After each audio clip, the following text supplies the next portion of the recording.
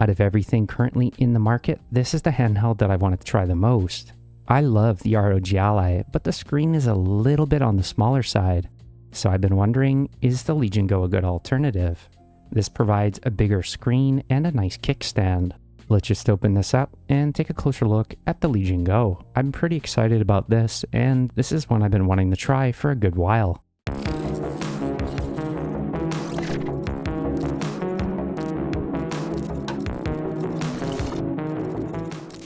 Well, if the box is anything to go by, this thing is huge. Look how big the box is compared to the ROG Ally.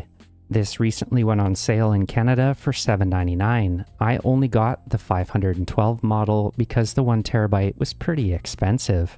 But something I've been looking forward to is the slightly bigger battery over the Ally, but I think that the resolution is going to offset that gain. I'm also excited about the nice kickstand. One thing I'm not excited about is the detachable controllers. Detachable controllers have always been the bane of my Switch gaming. They wobble and it drives me crazy, so I really hope that these are decent and that they don't bother me. It'll also be nice to have a micro SD card slot that's actually usable. Let's pop this open and take a closer look. This has to be one of the best things about this hobby, is trying new devices. I love the packaging. This already feels way heavier than the Ally. So in the box, we do have that charger. There's a little bit of documentation, but I don't need that. This comes in a nice little carrying case. As far as the carrying case goes, this feels very similar to the one from the Steam Deck. This also feels very similar to the ROG Ally case from Skull & Co. It actually opens really nice too, with very little force. This thing is huge. I like this little pull tab to pull it out. Okay, this is way bigger than I thought it was going to be. I don't think I'm ever going to use this FPS mode, so I'm just going to set that aside. I'll keep that in the box though, just in case. First impressions are pretty nice. I can already tell there's a few negatives about it though. I do like the joysticks better than the ones on the ROG Ally, and I can tell that right away. The first thing I noticed when pushing these triggers down is that my finger is actually hitting the edge of this lip. This little ledge will cut into the corner of your finger. That's not necessarily a bad thing, and it's okay. These are quiet though, and they're not making any noise bottoming out. The bumpers are really nice too, and they're not clicky either. I don't really like clicky triggers or bumpers as I play this a lot in public, so I don't really want to bother people. If I put this side by side with the ROG Ally, you're going to see a pretty big size difference. This is one of the reasons that I picked this up to complement the ROG Ally, because sometimes you just want a bigger screen. The pricing on this was $7.99 Canadian. The Ally, on the other hand, is $100 cheaper at $6.99. There was only one left in stock at my local Best Buy, so I had to go grab it to try it. What you're getting on this is essentially a bigger screen versus the ROG Ally. However, the ROG Ally does have slower memory, but it also has VRR. We can take a closer look at that to see if it's worth it. So in the box, we get this, we also get the charger and a carrying case, as well as that FPS stand. I actually thought the sides would bother me, but it's not really cutting into my hand. I do think that the ROG Ally is a little bit more comfy to hold. I do think the biggest reason why is because this is a little bit more rounded and it fits naturally into your hand. Compared to the ROG Ally, this thing is definitely dwarfing that device. And the only other Windows handheld that I have at the moment is the iNeo Air, and this thing is tiny compared to it. The iNeo Air is pretty much on par with the Switch Lite. The ROG Ally is a little bit bigger than your standard Nintendo Switch OLED, and this is just bigger than everything else. The weight isn't too bad either. The iNeo Air almost feels more dense. The ROG Ally is a really good weight, and I think this is really well balanced. I've been using this for a year straight, and the weight has never bothered me. The Legion Go is heavier, but I don't really mind the weight. I think it's pretty well balanced too. It fits comfortably in your hand, and overall, I don't think this is going to bother a lot of people. In regards to the build quality, I think they did a pretty good job. This feels very solid. I'm not a fan of this soft plastic on the front, however, but the back and the sides feels much higher quality. The ROG Ally, on the other hand, has a much softer plastic, but this is a very different texture. This is more of a smooth, whereas this is more of a soft texture. I like the texture on the ROG Ally a lot better. I'm not sure why, but this to me feels pretty high quality. The Legion Go feels pretty high quality too, but I can tell that this is going to attract a lot more fingerprints. The quality of the face buttons and the joysticks feels really good. Where the build quality starts to show is on the back. This plastic feels much higher quality than the stuff that's on the ROG Ally. I actually kind of like this branding that they have down here, and they have some pretty big cutouts on the back for the vents. The plastic on the grips is also really good.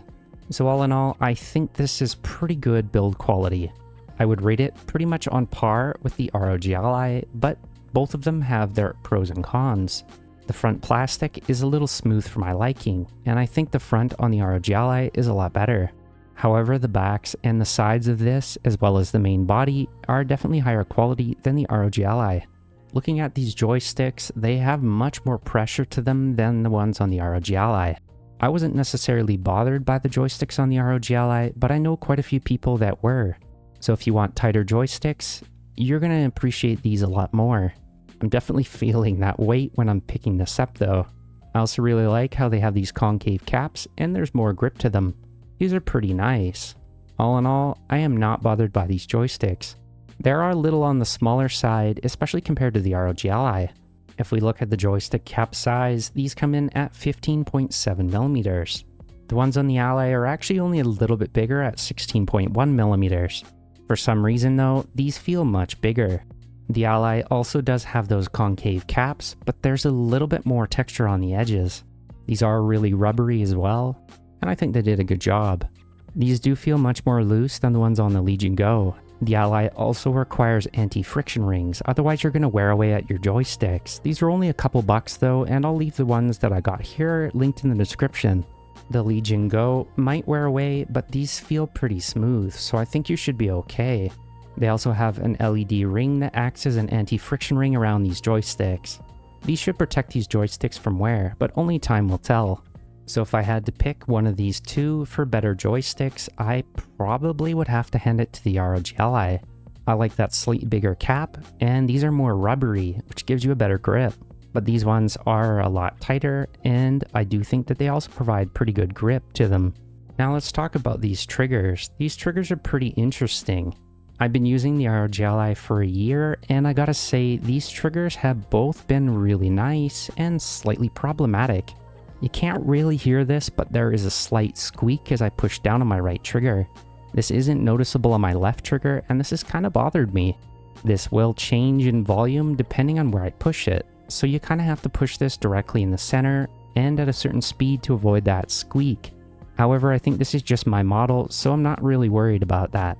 One thing I also really like about these triggers is the texture on them. This is really nice, and I think it looks pretty cool. I know not a lot of people are crazy about the edgy gamery design, but I kind of like it. I also really like the font on there, and I think they did a really cool design with these triggers. They don't stick out a lot, but they stick out enough to give you enough grip. All in all, these are excellent triggers. A nice thing about the Ally's triggers as well is they're pretty low profile. They give you a good amount of travel, but they're not taking up a lot of real estate on the back. Even at the thickest point, these are only coming out to 31.7 millimeters. Taking a look at the Legion Go's triggers, these almost recess into the grips in the back. I also think there's a lot less travel on these, but this just could be how I'm perceiving it. I kind of like the little flare at the end though. These have a soft texture to them, unlike the grip that's on the ones on the Ally. But I don't mind this. I think this is pretty nice too. They did a pretty good job. I just wish that this didn't go too far into the grips, because when you push down, as mentioned when we first looked at it, the edge of the grip is going to hit the side of your finger, and that feels a little weird. I guess I'd probably get used to it. The Legion Go also has way more grip. This also feels kind of rubbery, whereas it's pretty soft on the Ally.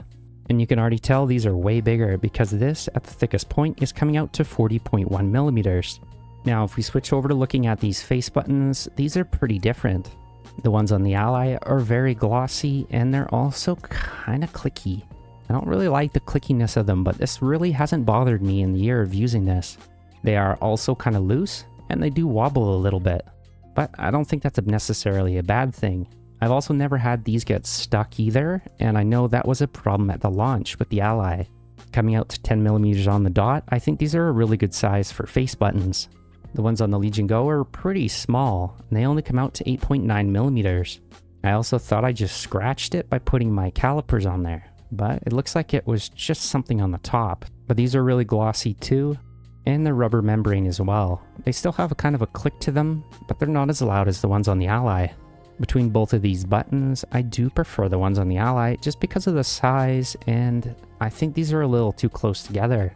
I don't think this is going to bother me though, and I still think they did a good job. The D-pad is something I've never really liked on the Ally. It's usable, but it's not something that I write home about. After a year of using it, there's a little bit of surface scratches, so this is pretty soft plastic. It's also extremely mushy, but it is quite easy to roll. I just prefer the traditional star style D-pad. This does have some flare on the edges though, and there's a little bit of texture on where these little arrows go. But yeah, I've never really been a big fan of this. If I'm playing a game on here, it's usually a modern game, but if I had to use the D-pad, I would probably just stick to using the joysticks. These are still very usable, so it's not really anything worrisome.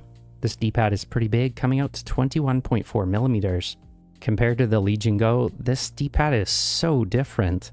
It's extremely recessed into the shell, so it's almost completely in line. It only sticks up maybe a few millimeters over the actual shell itself. There's a little bit of flare on this, but it's so subtle. I would say this is pretty much just flat with the shell. I'm not really a fan of this. This is rubber membrane based as well, and I do think it's a decent D-pad. I don't think you're going to get any accidental diagonals with this. I think I'm definitely voting for the Legion with the D-pad.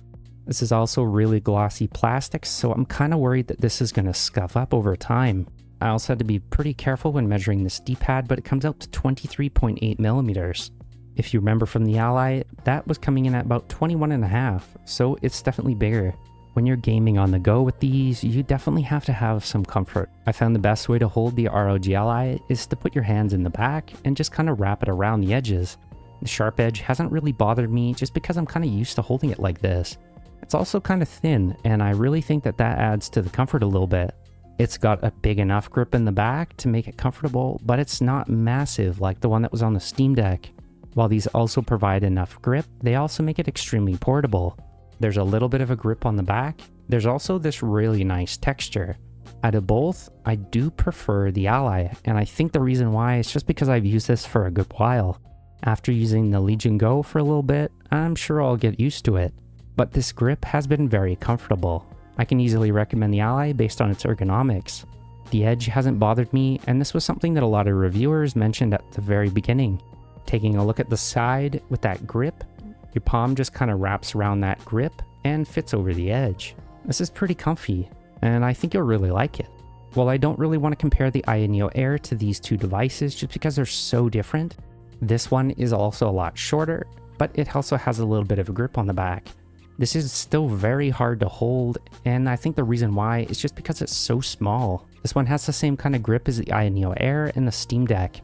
This is also very comfortable, but what I'm noticing is this sharp edge on the center kind of goes into the palm of your hand. It's not really a bad thing, it just feels so much different than the ROG Ally.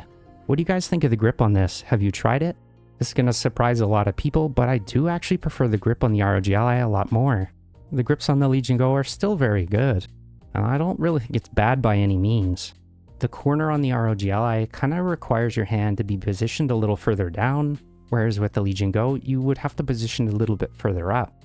So this is more comfortable for portability reasons, I think, whereas this is still very comfy. It's just a little bit different. You're positioning your hands a little further up, as opposed to holding them on the bottom. Before we do a setup, I just want to look at the overlay of what we have to work with. We have two buttons on the front. These are not the start and select buttons, but you can reprogram via the options. The start and select buttons are actually on the bottom left corner. I think this was a really weird design decision. You also have a trackpad on the right side. On the top, we have the two bumpers and the two triggers. We have the power button. We have the exhaust at the top and the two speakers. I've heard these speakers aren't very great though, so I'm not really expecting anything. The volume buttons are also up here. We have the micro SD card slot, and we have a USB 4, as well as a headphone jack. It's pretty nice to see the micro SD card away from the exhaust. This was one of the big reasons why it failed on the ROG Ally. On the right side, we have a couple extra buttons that you can program. There's also one in the back center and one on the back on the inside. I'm actually not a fan of how many of these they have on here. I think this is a little bit too much. There's a scroll wheel up here too, and I'm not really sure what I'd use this for either. This might actually get in the way. We have the lock that holds that controller in, and there's the FPS mode on or off at the bottom. We also have the optical sensor there too, because this can be used as a mouse. On the other side, we have a lock, and there's 2 other buttons that we can program on the inside. We don't have that one in the center, and we don't have a scroll wheel on top. The plastics are picking up a lot of fingerprints too. And this is the problem with matte black plastics. I think this is better than the plastic on the low key, but it's not as good as the stuff that's on the Steam Deck. And the reason being that the Steam Deck has a slight texture to it that actually helps resist the fingerprints. Regardless, we have a large intake on the back for air. Another reason that I really wanted to get this was because of the stand. This pops out pretty easy. There's almost no wiggle on this at all. We have the Windows sticker, and that's about it on the inside. This goes pretty high up, and it also feels very strong. There's 3 screws holding this in, as well as a metal bracket. Now the moment we've all been waiting for. Let's turn this on and do a setup on it. This must have the same feature as the ROG Ally because it's not turning on immediately. I might actually have to plug this in to get this to turn on. Plugged it in, hit the button, and it turned on right away. It actually has pretty good black uniformity too. I'm not noticing any backlight. One of the biggest concerns with the new device for me is dead pixels. I had 12 TVs in a row that I bought one year, and every single TV had dead pixels. Ever since then, I've kind of been checking for dead pixels on all my devices. This Windows startup screen is a very good way to check to make sure that you don't have any. I would also say go around the edge just to make sure you don't have any light bleed. This one looks pretty good. I'm actually very impressed with the panel. This is extremely sharp. You have no dead pixels, and it's extremely bright.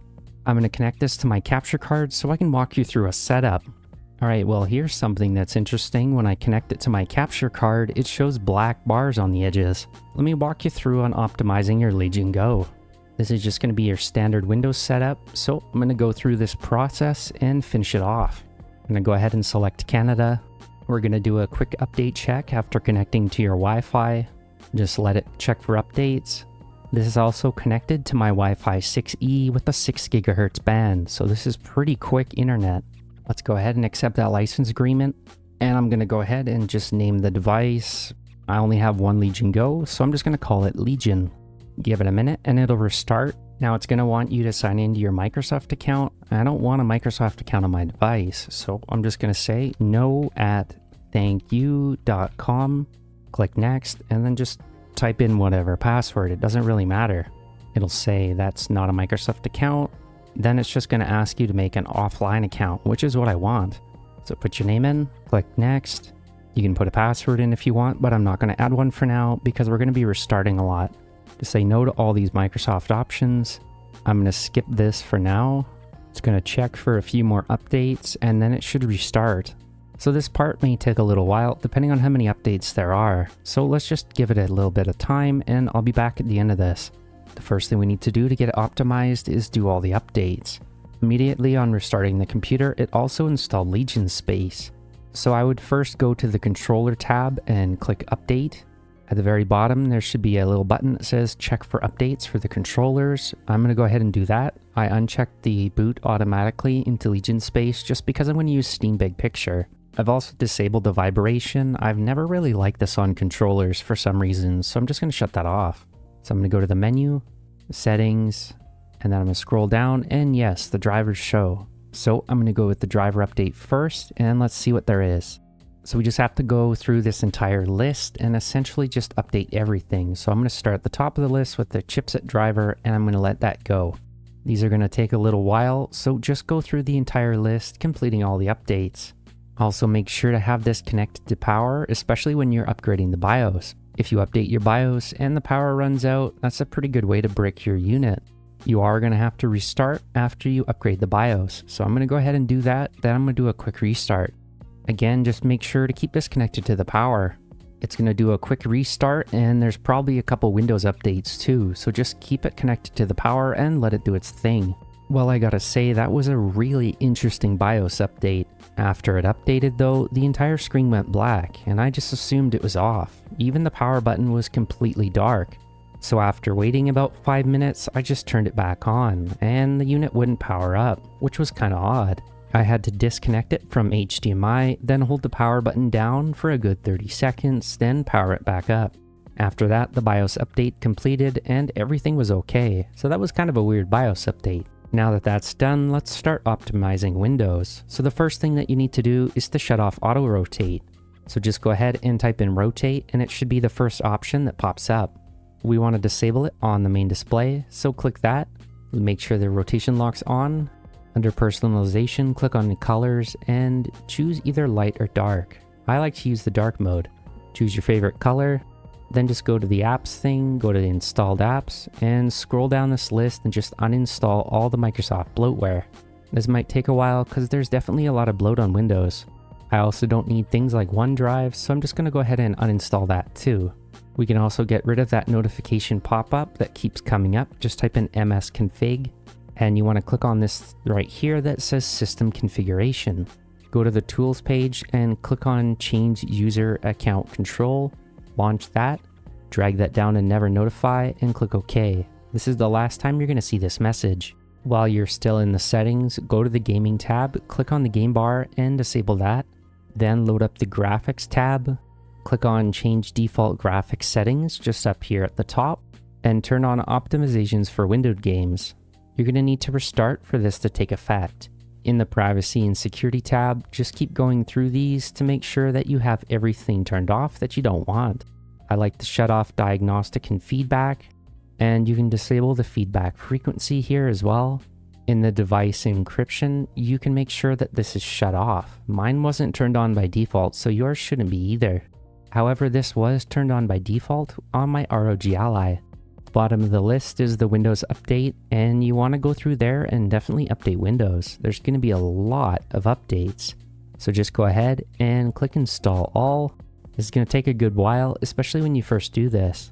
This is going to update the drivers even further for things like your Bluetooth, your audio, and there's going to be Windows updates in there too. It's actually quite a list. Wow, there's a lot of updates. So I'm just going to minimize this while that's doing that. I'm also going to right click on the start bar and go taskbar settings. Under taskbar behaviors, you can click center and set that off to the left so you have a traditional Windows start menu. We can load Edge up one last time and go to ninite.com. Ninite has a bunch of different apps that we can install, and this lets us do this all at once. So I want Chrome on mine. I'm going to go ahead and download Discord. I'm also going to get VLC, an antivirus, Steam, 7-zip, and I think that's it. Let's get Firefox too. Get your Ninite at the bottom, and it's going to go ahead and download that. Once you click this, this is automatically going to go through and install every single one of those apps that we selected. This is actually a really cool tool to get everything done at once. You can delete the Edge shortcut because you don't need that now. I'm also going to go right click, view, and auto arrange my icons. If you've already installed Steam, there's a few different options we can set there. In the Steam settings, click on Interface and scroll down until you see Run Steam when computer starts. Make sure that's turned on. I also like to change it to the library location so I'm not tempted to buy any new games in the store. I'm also going to go ahead and select Start Steam in Big Picture mode so that boots directly when we start up the computer. I recommended turning this on with the Loki 0, but for the Z1 Extreme, we should be okay. Load up the sidebar. For some reason, it automatically put it in custom mode. It also doesn't really tell me what these TDP modes are. Just kind of find that interesting. Fan is set to smart by default for some reason. I'm actually pretty impressed how peppy Windows is with this processor. Everything is just opening and it works really well. I'm going to do a quick benchmark on quiet mode. This is going to show us the TDP and it's going to show us the temperatures we're looking at. So in quiet mode, it's hovering around 57 degrees and we're looking at around 10 watts of power. Let's jump up to balance mode. Balance mode shows us a really big improvement. Wow. But we are also using 30 watts of TDP, which is incredible. The multi-threaded score is nearly 6,000 and the single-threaded is 648. This puts this on par with my 5800X. If we jump up to the performance mode, however, let's check that.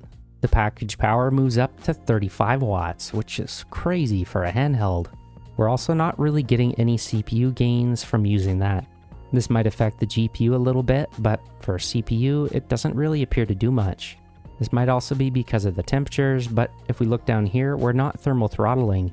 It is running in the 80s though, which is pretty hot. And I imagine this will get up to 90 by the time this test is done. You can also set a custom profile here, which is pretty interesting too. We did get a few drivers installed, but a lot of them failed. So what we're going to have to do is probably install these one by one instead of reinstalling them all at once. After restarting Windows, it booted me directly into Steam Big Picture mode. If we tap the screen, it's going to show us how to use it. I'm just going to minimize Steam for now. Let's go back into msconfig and under the Startup tab, open up the Task Manager, then sort by what's enabled and just go down the list to disable whatever you don't want starting on the computer. In general, the only things you're going to want are your antivirus and if you want something like Discord. I also want to leave Steam starting up, but everything else you should be okay to disable. Currently I have 3 things. I got Steam, I got my antivirus, and I also have the security part of Windows. Aside from that, I'm just going to leave it by itself. The CPU seems to be running pretty good. I've also set the VRAM for the GPU in the BIOS to 6 GB. I also checked Windows for updates again, and all those updates that say they failed, they actually went through. Going back into the LegionSpace, it looks like there's another AMD chipset driver. Let's go ahead and install that one, and we're pretty much good to go. While we're in here, let's check over CPUZ to see what else we can see about this device. So it shows us that this is the Z1 Extreme obviously, we have a max TDP of 30 watts, and the CPU is also jumping up to nearly 5 GHz. 5 GHz on a handheld is absolutely crazy, that's pretty cool to see. The memory's clocked down to CL23, it looks like they're using SK Hynix memory. There's 4 sticks that are 4 gigs each. This is pretty interesting. This Wi-Fi card that they have in this device is capable of 2.4 gigabytes per second. Let's load up Disk Cleanup next to get rid of the rest of those Windows updates. Once this loads, just click Clean Up System Files. Then it's just going to load all the updates that we're done with, and we can clean those out right away. Check everything on the list. The total space we can clean out already is 10.5 gigabytes, so just go ahead and do that. So it'll only take a second, considering this SSD is pretty dang quick.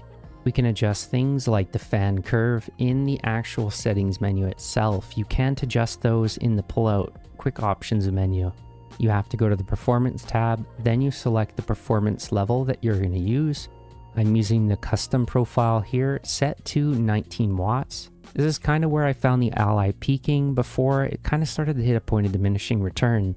Another interesting thing is when you use a custom fan profile, there are certain points where you can't lower any more. For example, if you're at 69 degrees, you can't drop any lower than 4500 RPM. And at the bare minimum, at the top end, you can't go any lower than 5900 RPM at 83 degrees. These are on their absolute lowest, so you can't drop the fan any lower than that. I'm going to try this fan profile for a little bit, and if I don't like it, I'll just adjust it. You can also set the FPS limiter in here as well, similar to the ROG Ally. I'm also going to leave my OS power profile mode to balanced. So we've checked for updates on the drivers, we've got all the Windows updates done, we've set a custom profile. I do like these custom profiles more because you can adjust the performance as well as the fan itself. I'm not really a fan of LegionSpace so far, if I'm honest. There are certain things about it I just don't like. This looks extremely cheap to me, this interface, and the fact that they have game stores linked in here as well seems a little odd. I'm not really a fan of that. It does look like the AMD software was installed. It unfortunately comes up with this message saying that it's not compatible, and this means that we can't start it up. I'm going to go to AMD's website, run the automated installer, and see if that gets it fixed. This should automatically pick up any chipset drivers or anything else that we might need. Once it's done checking, there's a few drivers that we could update, just a few. So let's just go ahead and do that. This is probably going to take a little while.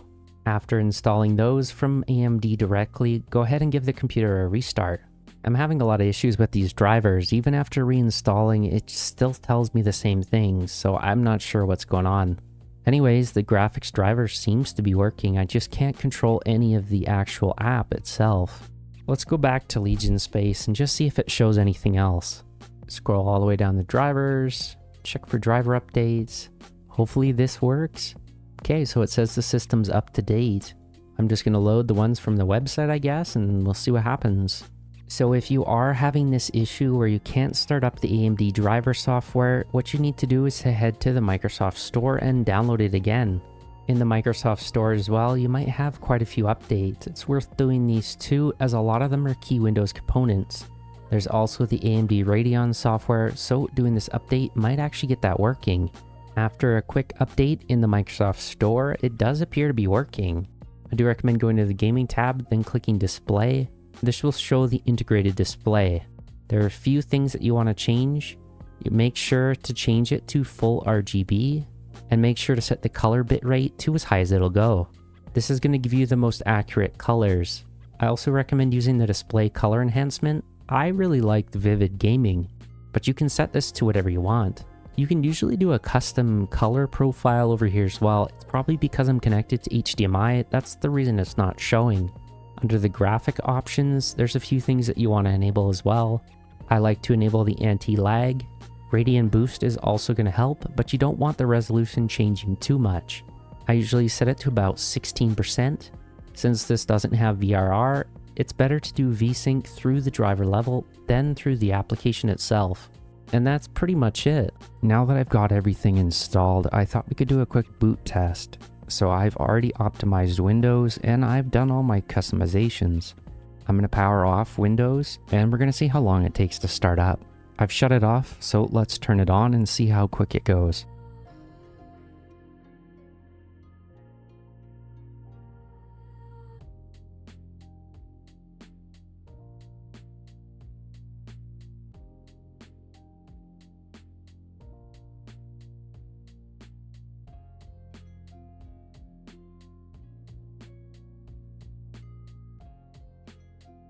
That was actually not bad at all. I thought that would take a little longer.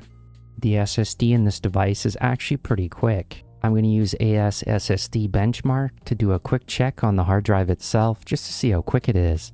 This is using the Western Digital SN740, and this is a pretty quick drive, so I think we should see some pretty good results. Let's go ahead and start the test. Yeah, so this is kind of the results that I was expecting. You got 3.2 gigabytes per second writes and 4 gigabytes per second reads. I believe this might have been a little quicker than the stock one that was included in my ROG Ally. Sequential reads and writes are really good. I'm going to let this test finish just so you have a score to compare it to. The test just finished. I got a read score of 1927 and a write score of 1729. If you want to compare this to your SSD, download AS SSD Benchmark and give it a try. Let's check out the speakers next, and just a fair warning, this is probably the most disappointing part of this entire handheld. I do recommend disabling the powerful EQ set in the Realtek audio console. If you set this to something like vocal, it should work pretty good. I was having a little issue on mine where it would just load like this and it wouldn't open. To fix that, I had to go to the Microsoft Store and update it there.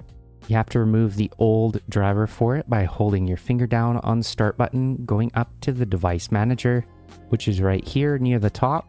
This is pretty small, so it might be hard to see. You're going to open up the Sound, Video, and Game Controllers tab. From there, click on the Realtek Audio one, hold your finger down on it to right click, then go uninstall device. Also check off this box that removes the driver for this device. Then just go uninstall. This will remove it from your computer. Your sound won't work after this, but we can fix this pretty quick. At the top, click this little computer that allows us to scan for device changes. It's going to put the driver, the default driver, back in for that. There you go. Then just close this. Then just open up the Realtek Audio Console. Now that the Realtek Audio Console loads up, go down to the Speakers tab and change this from powerful over to vocal. This is going to make it sound a lot better. I also recommend disabling the Omni speaker effects because this kind of makes it sound a little tinny. Leave the environment and everything else off, but it should work pretty good. There's nothing else that we need to disable in there, so go ahead and close that. I'm going to load up a game so you can hear what the sound is like.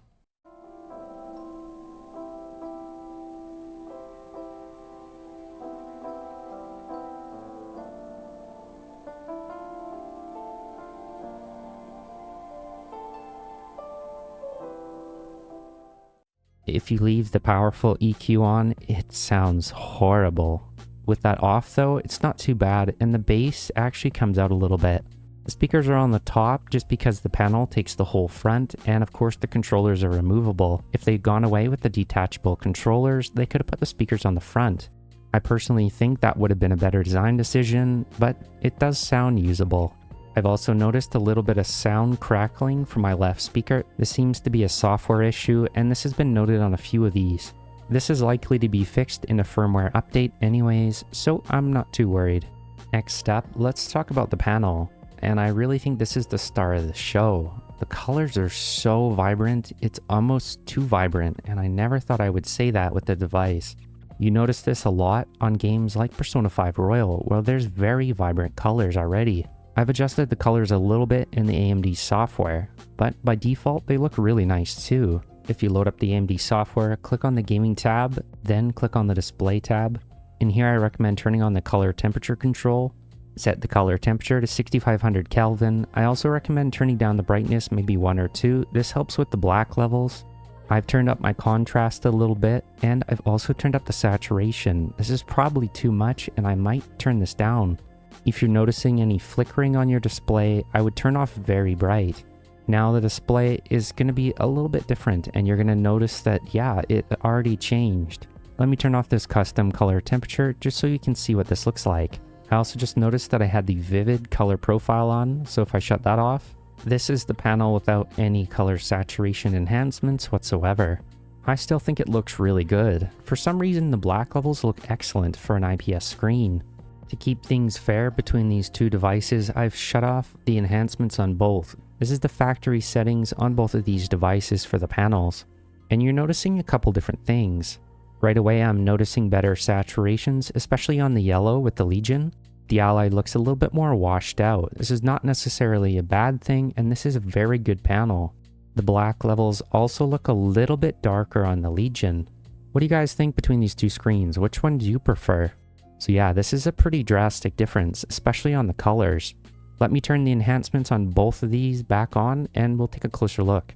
All I did now was turn on the vivid gaming profile, and this definitely bumped the contrast up on both of these. The Legion Go, which already had incredible contrast, is now extremely vibrant, and this is almost too vibrant. The Ally, however, is now actually looking correct. The yellow isn't washed out like it was before, and it's not that sandy color anymore. The black levels are still looking really good on the Legion, but now the black levels are looking proper on the Ally as well. Let me turn on my custom temperature profile, and we'll see what that looks like on both. This might be a little hard to see, so all I've done is left the vivid gaming profile on. I've set the color temperature to 6500 Kelvin on both. The brightness, I'm going to lower that just -2, so you get a little bit better black levels. I've turned up the contrast to 102 and the saturation to 125. This is the same settings on both of these. This, however, paints the same picture. The Legion screen is so vibrant now, wow, I might leave it like that. However, the Ally screen now is looking really nice. This provides enough color for this device and also brings out the black levels a little better. So these are the settings that I've been using for both, and I'm really happy with this screen. This is the best screen that I've seen on a handheld so far. I would go as far as to say that the IPS screen on this actually beats the one that was on the Neo Air. The Legion screen is pretty hard to beat for color, because this looks pretty damn good. For most games, you're going to be running 1080p or 720p. 1080p still looks really sharp on this big panel. I generally leave it to 1080p, 144Hz, and I also use the Radeon Super Resolution. Starting things off on the lower end, Skull the Hero Slayer runs at around 2.5 hours of battery life. You can also get this a little bit better as well if you turn down the refresh rate or some of the TDP settings. For all these tests, I'm maxing out the brightness. I'm leaving Wi-Fi and Bluetooth on. If you're playing a AAA title, I do recommend setting a custom profile or using the performance one. For indie gaming, I just recommend using either the performance or setting a custom one. Then for the TDP mode, you could probably go down to quiet. This will lower the fans and it'll also drop the TDP significantly. You're also going to see that battery life skyrocket. In most cases though, if you keep the OS power mode set to efficiency, and I also just generally leave it on balanced, this does a pretty good job of automatically adjusting it as needed. So I go custom, balanced, smart fan, and efficiency mode. I believe this efficiency mode sets more power to the GPU. Light games like this are no issue for the Legion. One of the big issues with playing games I'm noticing so far is this pull-up menu works really well.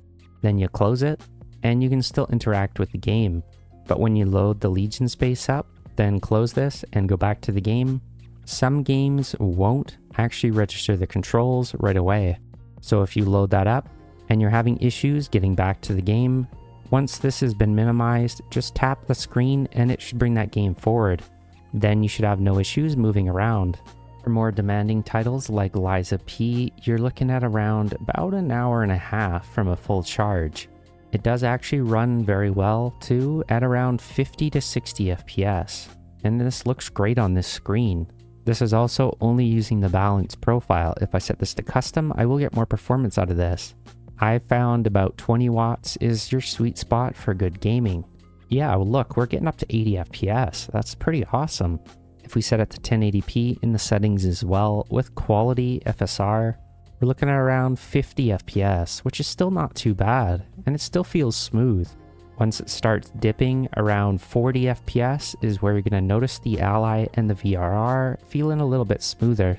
But this is still not too bad either, and I could definitely play it like this. Big AAA games like this, about an hour and a half on a full charge. With the Resident Evil 4 remake, the FPS drops to around 45, but I am feeling a little bit of stuttering. It will drop down to the mid-30s, and this is with the settings turned down pretty low. This is also using the custom profile that I made, so we're not on that balanced profile for better battery life.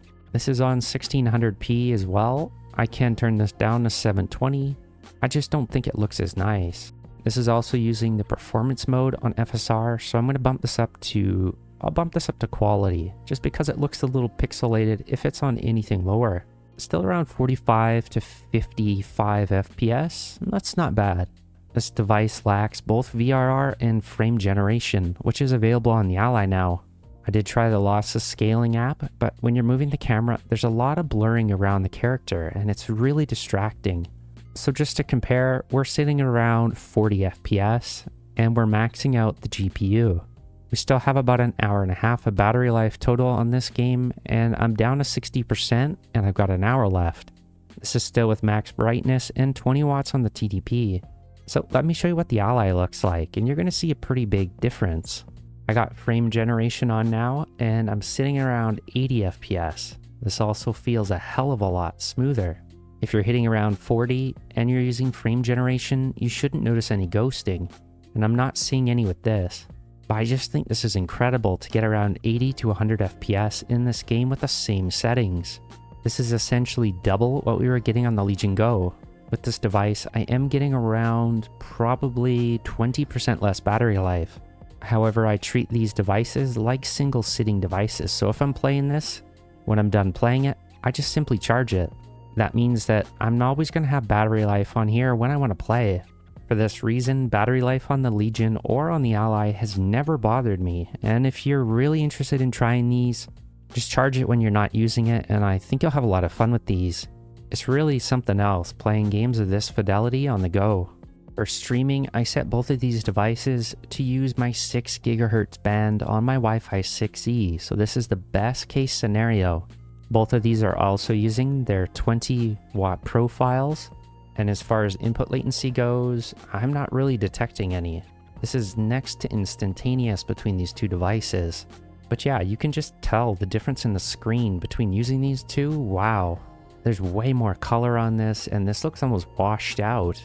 But we're talking about streaming, and yes, it's basically instantaneous. I'm barely noticing any input latency. Not bad at all. I didn't used to be a big advocate for streaming, but ever since Wi-Fi 6E came along, I've been really impressed with it. You can drop the TDP really low if you're using this for streaming, and you're going to have a good experience.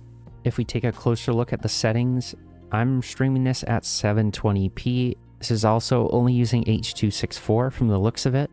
We have around 1 millisecond input latency. There's 15 milliseconds on the display, but the network latency, we're looking at around 6 milliseconds. And as you saw, it was pretty instantaneous. Let me try this for my desktop, just for the fun of it. So yeah, this is a lot better streaming from my desktop. I'm getting around 5 milliseconds of input latency, So yes, much better if you're streaming it from your desktop. Even when playing a demanding game like Liza P, the temperatures are pretty under control. I've seen them on average at around 65 to 70 Celsius, but that's not being reflected on your hand. Let me load up Liza P again and I'll show you the temperatures. This game has been going for a little while, and as mentioned, it kind of hovers around 65 to 70 Celsius. I'm feeling this on the back a little bit, but the controllers are okay. On the controllers themselves, they sit around 30 degrees Celsius, and that's about 85 degrees Fahrenheit. Directly in the back of the middle of the stand is 36 degrees Celsius, and this is pretty true for most of the back. In fact, the hottest that I can see is around 40 degrees Celsius just in the middle on the side. This is at around 102 degrees Fahrenheit. The top by the exhaust has the hottest at around 41 degrees Celsius, or at around 110 degrees Fahrenheit. The entire time the fan on this remains completely quiet. The fan is about as loud as the one on the ROG Ally. This is not bothering me at all, and it just sounds like a regular fan. I don't think this is going to bother anybody. In fact, I'm not even sure this would pick up on my microphone, but I'll see if I can show you what it sounds like.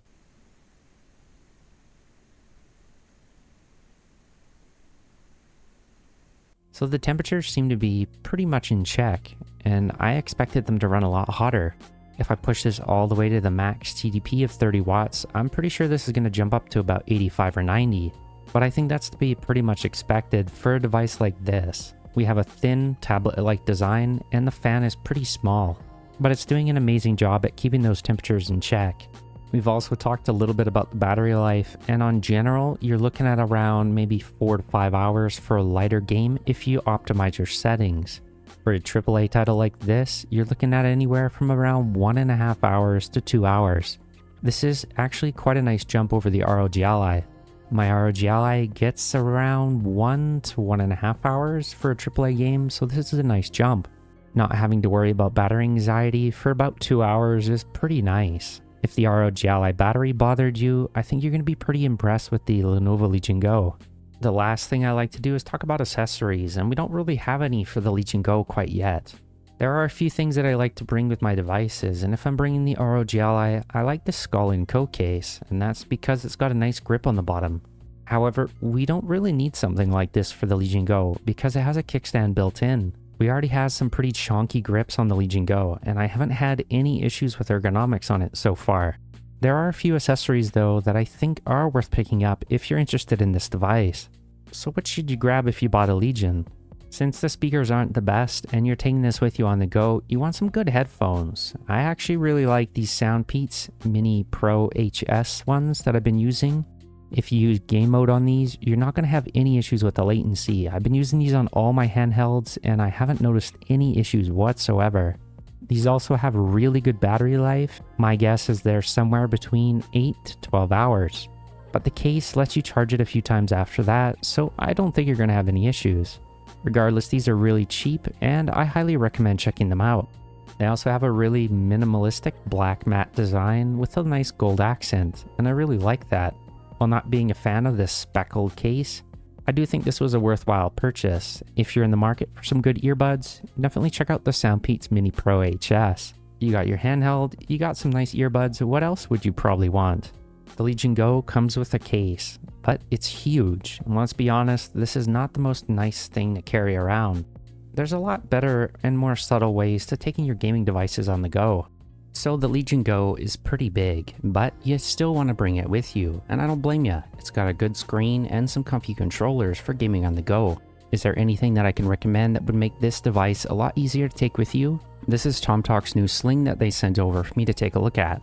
This one is a little bit bigger than the Steam Deck one that I've been using, and I think it suits the Legion Go really good. One thing that you're going to notice about this is there's no shoulder strap. That's because on this one they have these little quick release buckles. They are made of plastic, but they're extremely durable. To attach them, just push them in and they'll snap into place.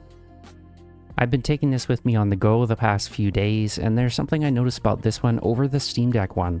This one has a lot more padding on the shoulder strap, which means it distributes the weight a lot better, and it's kind of got like a memory foam to it too, so it's really comfy. There's some little holes here where you could put something if you want to attach something else to it, but overall, the shoulder strap is really comfy. On the very front, you're going to notice a little zipper. And inside, there's a pocket here. We have 2 small pockets on the inside, and there's 1 big pocket here as well. I just generally put my power bank in here, and it actually helps this stand up by itself pretty good. I generally take this giant INIU power bank with me. This one has 92.5 watt hours, so it's a pretty big battery bank. But as you can see, it fits in that pocket really nice. And once it's in there, it actually stands up by itself too. I use these little Soundpeats earbuds because I don't notice latency on them in gaming. I'd probably put them in one of these smaller pockets in the front, and the zippers close up really nice. Because the Legion Go is just so long, you do have to take off the controllers, but it fits in the little device compartment at the back really easy. That leaves us with the 2 controllers, so where are we going to put those? There's 2 small pockets on the front. They have an elastic on them, so we can just put them directly in there.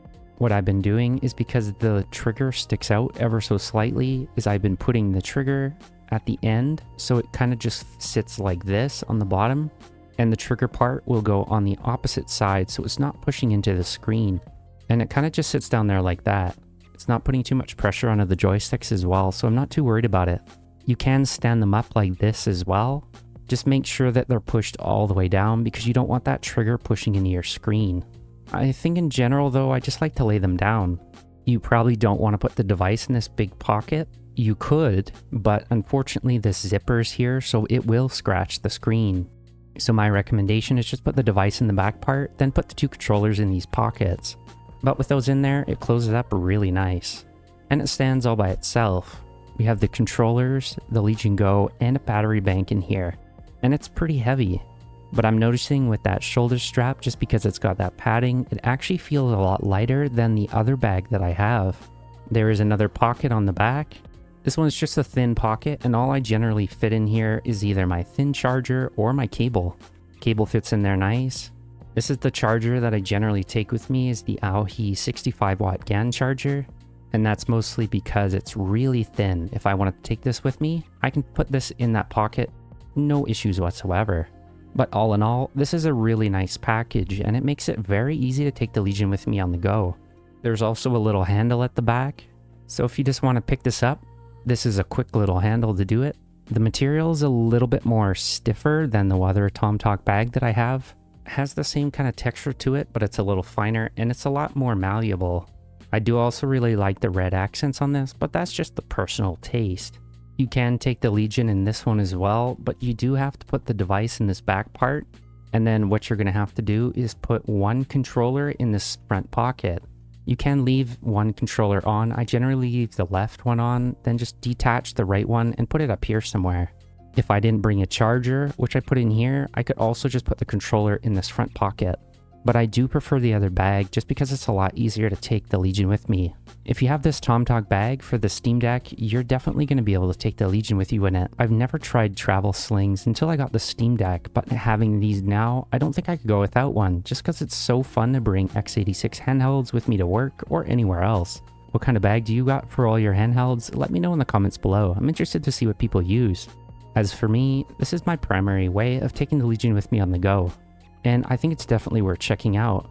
I'll leave the links to both of these in the description below, but it is available on Amazon.com, and there's currently a 10% off coupon, which is a pretty good deal. This is basically a $70 US bag, so it's pretty expensive, but with Tomtoc, you know they've got the quality to match. If you're going abroad, this might also be a really good bag to take with you for your carry-on. I think this is still worth it even for $70 US, especially if you want to take it with you a lot. Keep your eyes out for coupons though, because they do pop up regularly on Amazon.com. Amazon.ca has this for about 100 Canadian, and I do think this is still a little expensive, but once again, you are getting that good quality, so I do think it's worth it.